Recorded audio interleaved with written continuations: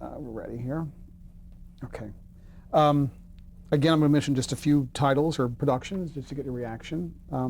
This was this was a television movie that got some attention in I think 1990. Flesh and Blood? No, Leona Helmsley, Oh, the yeah. Queen of Mean. Uh-huh. Loved it. Did you ever meet her? No, after we filmed, I was going to New York. Oh, Jeffrey, my hairdresser, we were going, because he did the wigs, to grab that shot in the park and the shot in front of the hotel, which we had to steal. And we had a mutual friend. And we were talking about an arranged meeting. She was waiting to be sentenced. I was concerned that if we met, she would ask me about some of the material and then try to sue the film company. I would create some kind of opening. She was afraid that if it got out that we met, it would somehow impact on her sentencing. So we both, in the interest of both our well-being, we passed. She had always said she would never see it, but I heard that she did, and said she thought I was good, but that she was prettier than I was, which is perfectly on it. Perfectly on it. Was that did you? How did you feel about the reaction to that after it aired? Oh, he was very proud. Very proud. I got to tell you, Jeffrey, shut up! It's probably my husband. That could have been a real cartoon, that film. But I did a lot of research, by the way, and the one scene I wrote, which was when, after her son dies, and the daughter-in-law doesn't stay to sit shiva. In the press, it's made Leona out to be real heavy because she threw her daughter and grandson out of the house.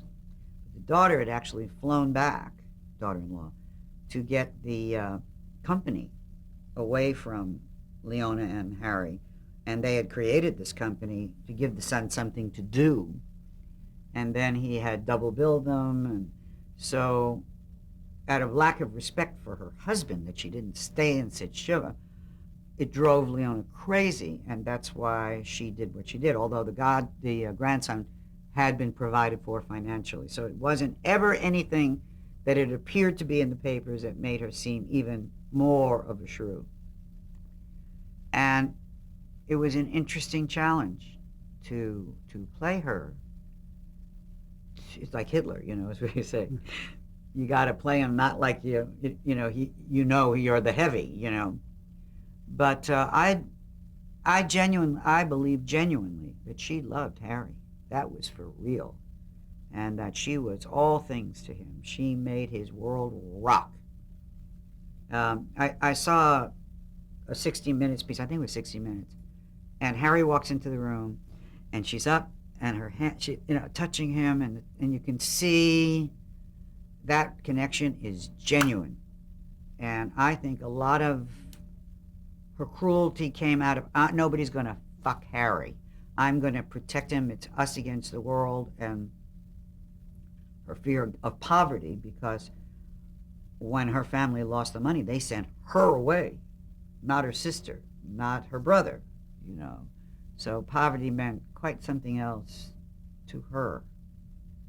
But the reason I could be, and I think I really, really was good in that, really good in that, was because Lloyd Bridges was so wonderful.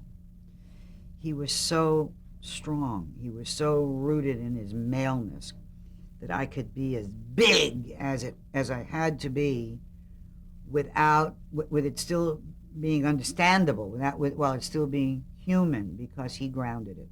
Without him, I don't think it would have worked. Not in the hands of anybody else. And he felt the same way that I did, that it was a love story. And we did a scene, by the way, which was cut, where she goes too far. And Harry says to her, knock it off or I'm out of here, in effect.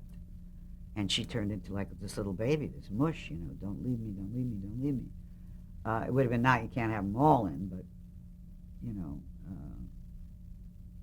that he actually, until he lost it mentally, was not a wuss that was being run over by her.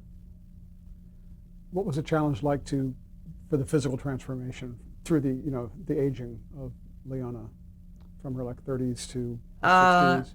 The biggest challenge was finding the makeup where you could act with it and not have it become a cartoon, but really, she was so much in the public eye that I think you had to have a realistic likeness. Unfortunately, many of our features are similar. Our build seems similar, or I could replicate it. And Jeffrey did the most brilliant wigs. I mean, I could actually work in them, and we didn't find the right makeup artist until the night before we left for location. And the teeth clipped on. Everybody thought that I'd gotten, lips. But when you get the right teeth over the teeth, it changed this whole look. And then we had to square my face. And then it was about body language, really. The aging was nothing that was a problem because the story at that age was appropriate for that age. Was it shot chronologically? No. Out of context? The first day we shot actually an early scene, one of the first scenes. And, oh God, did I look pretty that day. Oh God, did I look pretty. And it was fairly chronological, but I was able to go back and forth. But I will tell you that this happens occasionally to actors. She was being channeled through me. I don't think it was about my skill. Something else happened. And it happened the day that Lloyd came on the set, and I put my hands on it. Now, maybe it is talent, skill, I don't know. I can't tell you. But it had a dimension that I didn't anticipate. Tell us a little bit about Will and Grace, how that experience has been for you. I wish they'd asked me to do it more. I love it. I really do. I mean, it's over now, but I mean, what could there be a more brilliant choice than to pair me with Megan? First of all, we look alike. We're built alike. And the difference of the voices is just so classic, I mean, as Mother says, I made you everything you are today. Everything you are, I gave to you, except that voice. That voice was your father's. I never could stand it, It's so funny. And I love being there, but, not that many opportunities. What about Eight Simple Rules? Tell me about that experience. There was a brilliant choice that they made, vertently or inadvertently, to bring Jimmy and me on, because James Garner. Yeah, neither of us were connected with the show or John in their minds. And if you take everything that we represent, in our careers, we brought all of that to the table, and literally all of that to the table, because I knew John and, was crazy about him. And as a matter of fact, had been there not too long before because Tom had done the show. But we were the perfect parents. It was perfect to get me out, use it as a device to get Jimmy in. And we brought loving experience and compassion to the cast. And they got to play out their grief and have some kind of closure. I think it was a great choice. Now, I understand 2 of the episodes were done without an audience, and then you were in the cast for the first time an audience came back. Mm-hmm. What was that experience like? It was wonderful. It was just all right. Just all right. And how was working with, you had been directed by, I think, Gene Segal's father, Boris. Oh, I love it. He did you The guys House talk of Bernard about that? Alba. He's the one who said to me, you were so bad with such authority. So I always was crazy about Boris. But I'd seen her through Katie. I had talked about, Boris and... Katie Segal, I'm yeah, sorry. Katie Segal, yeah. So, I mean, she knew that I was nuts about her dad. And I know her stepmother and all of that, March Champion. Had you ever acted with John Ritter before? John did the Newhart Show. John did, it was very interesting, you know, talking about the first day of school. I'm very cognizant of how hard it is to come in to a company that exists. And when we first started to do the Newhart Show, we were working with the Mary Tyler Moore people. And at the second day's reading, we were all laughing and carrying on, and they got very angry with us because they needed to hear the material. And we said, hello, you know that, but we didn't know that. Okay, now we know what it is. And whenever somebody would come in to do the Newhart Show, I would always say, that's our AD, Greg. The bathroom is over there. You know, Rosie is great with running lines if you have a problem. We all go out to this health food restaurant for lunch, except Bob, who likes chocolate milk. If you want to go with us, you're welcome. Just tell me because I make the reservations. And, you know, let me know because it's tough, you know. Both Henry Winkler and John Ritter told me that when they got their own shows, they never forgot that, and they did it with everybody that came onto their shows. It's such a blessing if somebody thinks to do that. Because otherwise you don't know anything. What do you consider your, if not the highlight, but one of the highlights of your career?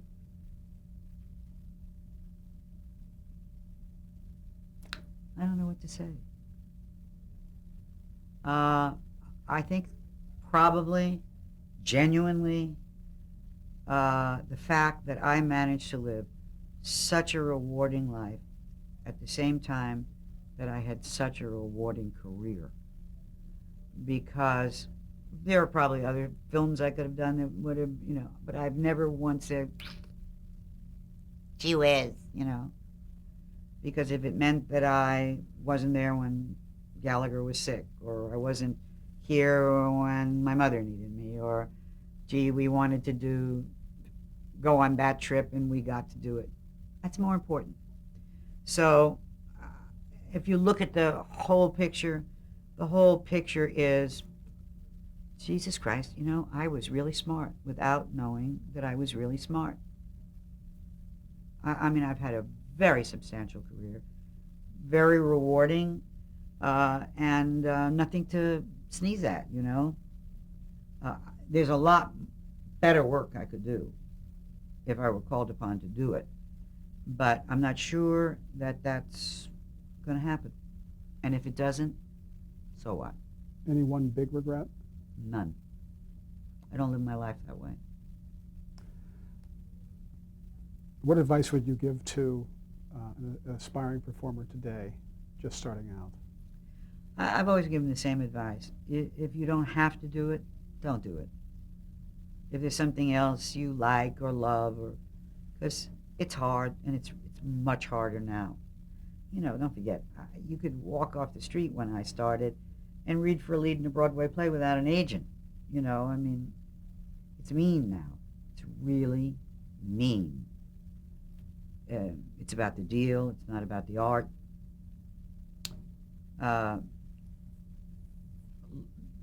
They pay you so little that they can afford to think of you as disposable. You know, when you come for the reading for the first day of, you know, sitcom, and they're around the table, and then the next day a scene didn't work, that person's gone. They had to pay that person. They didn't even try to rewrite to make it work. Gone. And that's tough.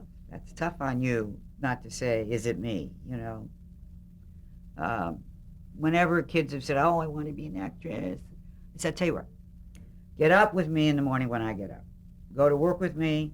When I sit down, you can sit down. When I stand up, you stand up. When I eat, you eat. You do everything except, you know, the lines. At the end of that day, tell me if you still want to do it. Almost nobody's there at the end of that day. I mean, I remember doing a movie for television in, where the hell was I? That's Salt Lake City, I think. It was 4 o'clock in the morning. I'm driving in the van with the driver. And he had worked with me in L.A., and I said, you know what it is, Frank? You know what it's all about? Stamina. Who's standing at the end? You know, and that's true. It's really largely true. You have to be strong. You have to be healthy. You have to be mentally healthy, and you have to be able to do the work and do it great. And if you're smart, have a life at the same time. That's a big order. But if you can do it and you love it, and that's all you wish to do, do it. If not, do anything else. How would you like to be remembered? I know this. She was a good daughter, a good wife, and a good friend. The rest was, icing. But I was. I was a good daughter, I was a great wife, and I'm a great friend. That means that my life had meaning. Not, Route 66 or this or that or this or that. I don't think that measures. I don't think it has the same weight. Thank you. Let me just tell Jeffrey we enjoyed his